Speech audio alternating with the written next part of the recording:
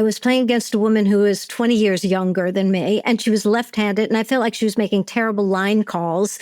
And so here I am playing and telling myself, I hate playing at night. Why did I agree to do this? I can't do this. I can't possibly succeed at this because I can't even see the ball. And she's making these horrible line calls. I hate this. Why did I agree to?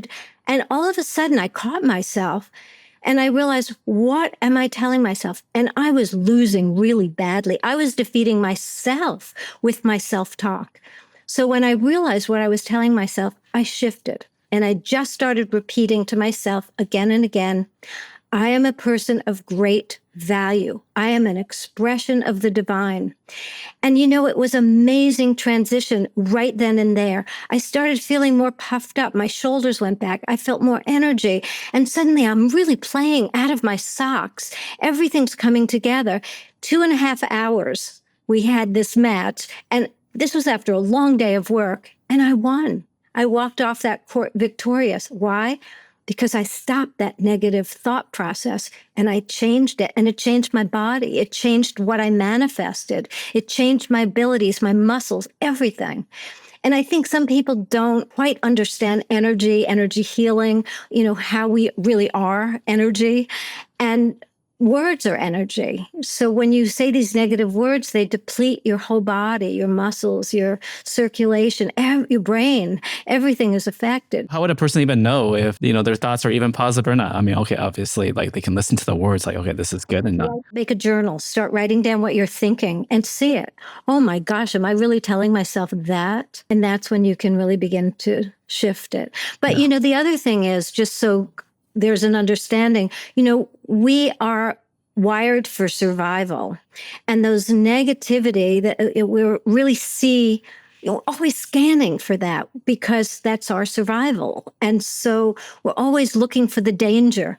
But we've now, in this life frame that we're living in, we've raised those negative thoughts to a habit and we get addicted to them. And they're so depleting for us. So if you start writing them down, keep a journal, just start noticing what you're saying to yourself. Even, in traffic, oh my God, I'm so stupid. Why did I leave so late? I'm going to be late for my job. What? Instead, oh my gosh, I've left late. Let me expand time. I'm going to arrive on time and everything's going to be fine. It's all good. And when you do that, I've actually had experiences where I was late meeting a client. I literally said a prayer in my car that give me 10 more minutes. Please expand time for me so I can have 10 more minutes. And it was shocking because right then the phone rang and my client said, listen, I'm really sorry, but I'm running 10 minutes late. Bam. You manifest it. And that's what's so exciting. You have the power. You just have to figure out how to tap into it.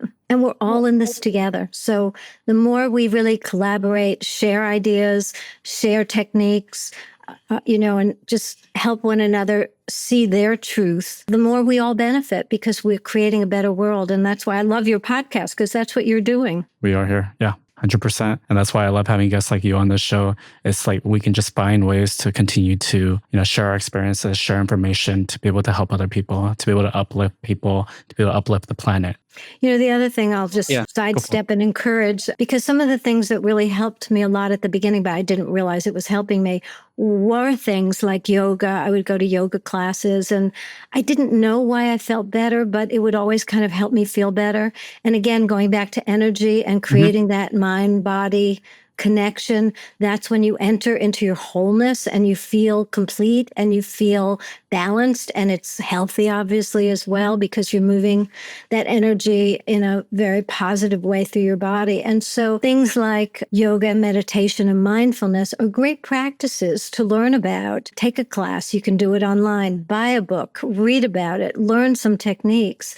And that can really be one of the first steps after you realize all those negative thoughts in changing that, in really being able to empower yourself in a way that's very productive. And so for you, Peggy, you mentioned yoga at the very beginning when you were starting to incorporate that on your journey. What was that experience like for you? Back when I first recovered from my mental breakdown, I went to a place in New York City called the Integral Yoga Institute, and very famous yogi there. And I found it difficult and yet harmonizing. So I would leave there feeling calm. And I was a AAA personality. So for me, calm was not a norm.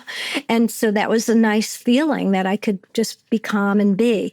But for me, again, it was in New York City. So it was a very crowded class. You were like on top of the next person. And that kind of created a disconnect for me. So it was sort of like, positive, negative.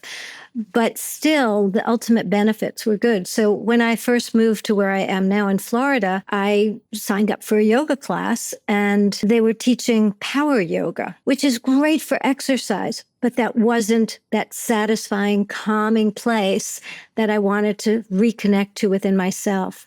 And I didn't find that until I went to a program with Yogi Amrit Desai, Sri Amritji, who I've now done a book with, and I'm working on a second one right now. And I learned meditation, a quantum breath meditation. I also learned yoga nidra. And again, I was still this AAA personality, go, go, go, thoughts constant. I couldn't quiet my mind.